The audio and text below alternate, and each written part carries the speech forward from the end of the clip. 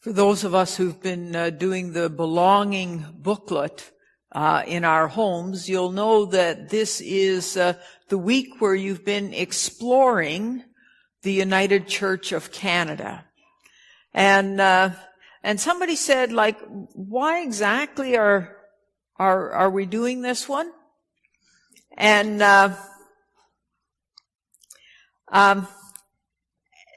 so just to be clear, that this belonging booklet is leading us to Pentecost Sunday, the beginning of the church, a traditional time when there's baptism and confirmation of baptism vows, when there's a reaffirmation, when there's a celebration of being the church together. And traditionally, the church, the United Church said, you know, people have to have information in order to belong to the church. And now we've changed that a little bit. You don't have to take a class because, in fact, the belonging booklet is the class content that you would have taken. So if we had had a separate confirmation class for young people and for adults to come together and to think about things, it would have been exactly the titles and the content of what is in the belonging booklet. So for some of you, it is a refresher course, and for some of you, some of the information is new. People are saying that they're learning things, and that's great because the background of it is, well, now at home you're doing what used to be called the confirmation course. And so for people who want to belong here at St. Aidan's, it's important to realize that in the United Church of Canada, you belong to a congregation. But you also, in belonging to the congregation, belong to this national denomination called the United Church of Canada. And it's become quite invisible to many of us, but for some people, it is a very important alliance that we have with this national church. One of the reasons that intercultural people who move from other countries to Canada, who are often in their homelands Methodist or Presbyterian, at home, they come and they look for a Methodist church here in Canada, and they look for a Presbyterian church, and they say, where are they? And if we're lucky, somebody says to them, well, we don't have a separate Presbyterian or Methodist church in Canada because in 1925 those denominations joined together along with the Congregationalists to form the United Church of Canada. And so we say to people, if you were Presbyterian in your homeland, you would be United Church here in Canada. The same with Methodist or Congregational. So we have this national body, and so what are the important things that we need to know about this? Well, I want to say that there's 3 points to make about being part of the United Church of Canada. And you folks will all have a different 3 points. But when the United Church of Canada was being formed, it was a practical act. But it was also an act of vision. And it was an act of love. Those are my three characteristics. The United Church was formed out of practicality because especially on the prairies and in small town Canada, there was a Presbyterian church and a Methodist church and in many places a Congregationalist church, all trying to serve the one small community. And people said, this is crazy. This offends our sense of being good stewards, because having three buildings and having three of us who have similar views. At that time, they were all involved with the Christian temperance movement. It was a huge movement in Canada, and it was largely led by these three denominations. And so in the prairies and in small town Canada, the churches started to say, we could do more if we were together. We have a similar mission, and so it only makes practical sense that we pool our resources and together be a church in these communities. And so it wasn't easy. They started in just before the turn of the century. They started to talk this way. People were seeing the writing on the wall, and they were seeing that it felt like this offended their sense of frugalness, actually. So by 1925, they had made compromises on all the doctrines of theology and had come up with wording that was pleasing to the establishment of all three churches. And there was a big celebration. So there was a sense of this practicality that I think is still part of the United Church of Canada.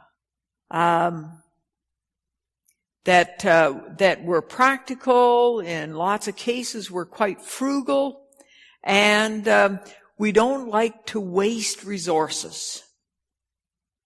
And because we're always kind of looking, we see what's going on. So, the practicality. But there was also a sense of vision. It was true that they believed, these three denominations, that they believed that they could actually do more together. They had a sense that in this new country of Canada, because it was a relatively new country when, around the turn of the 1900s, when these churches were starting their conversations,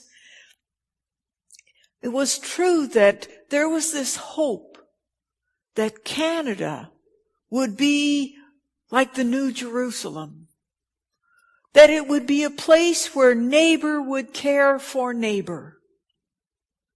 Where community would be at the heart of the life of the country. Where the politics and the church would work together to create a community and a culture of kindness and compassion. And so the churches were very involved with the shaping of this early Canada. The sense of, we used to say in the States or in the prairies that,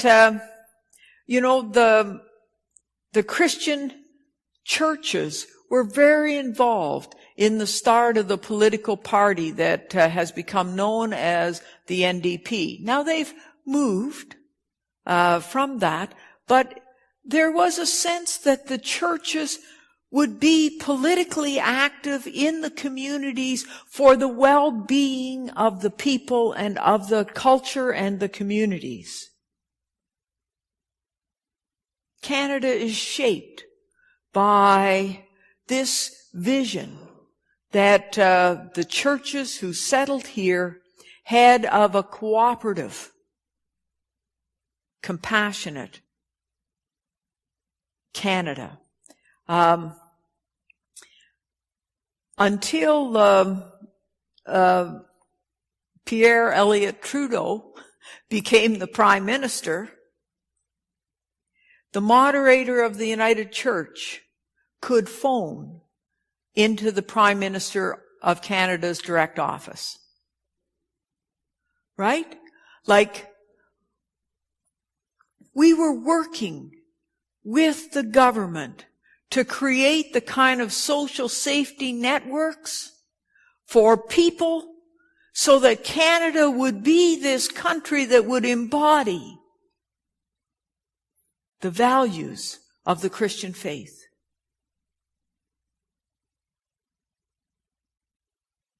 And we were stronger together in those early years. And we really made things happen. And it was like a little tweak on the moderator's radar the first time he called and found out that Prime Minister Trudeau didn't want to talk to him. So the shift was happening. And in some ways, we've still kept the vision, but we lost a little bit of the practicality, you know. Like, we haven't figured out who do we have to band together with now to be stronger. So, but this vision of neighbor caring for neighbor, that's why the United Church is in small communities and why it's in all these neighborhoods in the cities. It's not because we need that many, but because we followed the model that every new community needed to have a church in it. Compare that, if you will, to a church like the Alliance churches or Baptist churches, where they said, we'll build a larger church and people will come to us. We'll not be a community church or a neighborhood church. We'll be a city church. Do you see the difference in that model?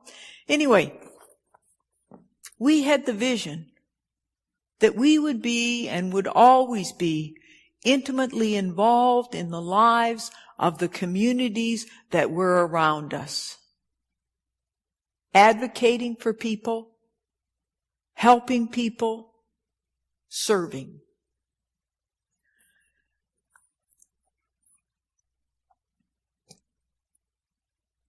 The third thing, I think that the United Church was born out of what our passage of Scripture today calls love. That passage that says, God, the world doesn't know you. As Jesus speaking supposedly here, but I do. And these disciples know that you sent me. I have revealed you to them, and I will continue to do so. Then your love for me will be in them, and I will be in them. There was a great sense in this United Church of Canada, and I believe that it is still in our DNA, that we would act out of love. That we would be so intimately involved in the lives of people and community that we would see where the pain was. That we would see and hear the stories of people who were left out and left behind. And that then, because love was our trademark, it was our key characteristic, we would advocate, we would help, we would serve.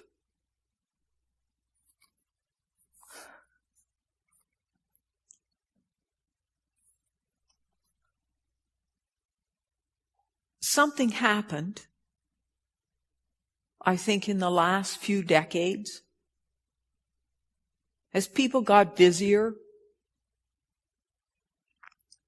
you've probably heard that the United Church has been charged with being politically correct.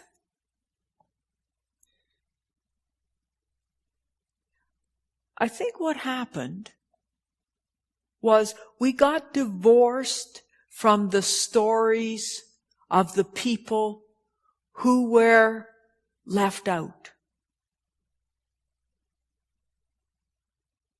We started to have even a more professional clergy, and the clergy heard the stories of pain on our behalf.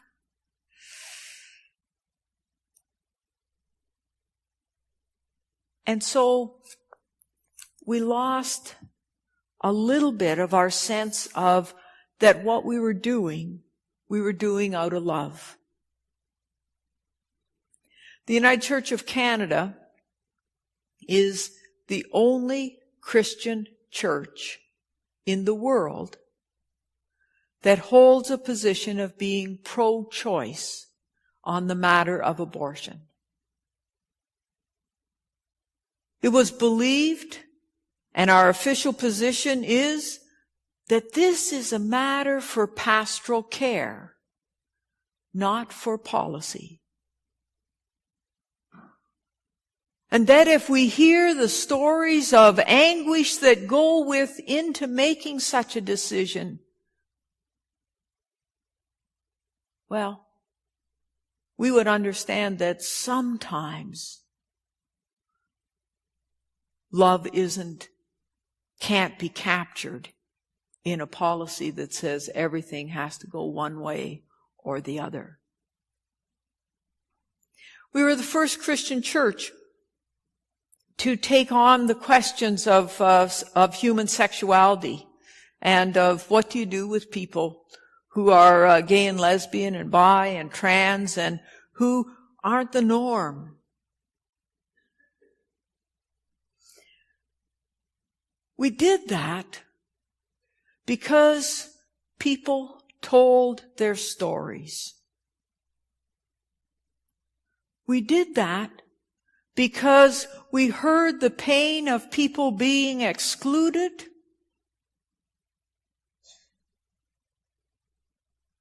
And we said, we could be more loving than this.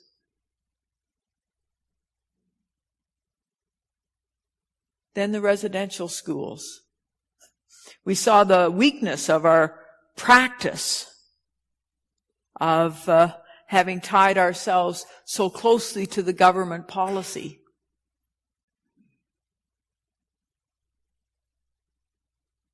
And it wasn't until we started to actually hear the stories of the First Nations people who had been educated in the residential schools, until we started to hear the stories from their children who were raised by people who had been so damaged by being separated from their families, that we started to get it. I think that love, the desire to offer to people the love that we have received from God, the kind of ability that Jesus had to turn things on their heads, I think that's also in the DNA of the United Church. We're having tough times right now. We all know that.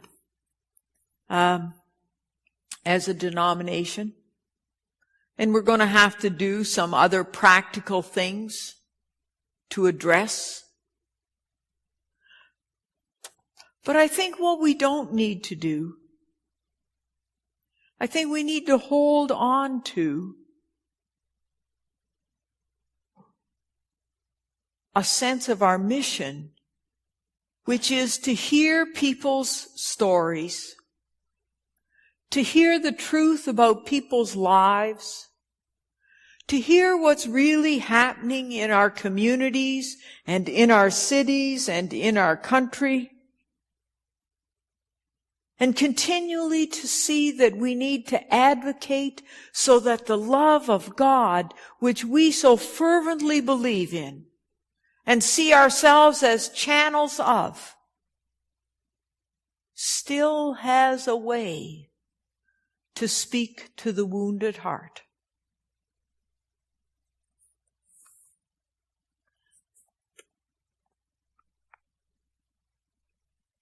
There's problems in the United Church, but I can't imagine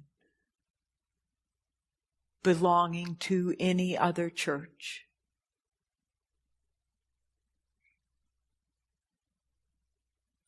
I hope you feel the same way. Thanks for listening.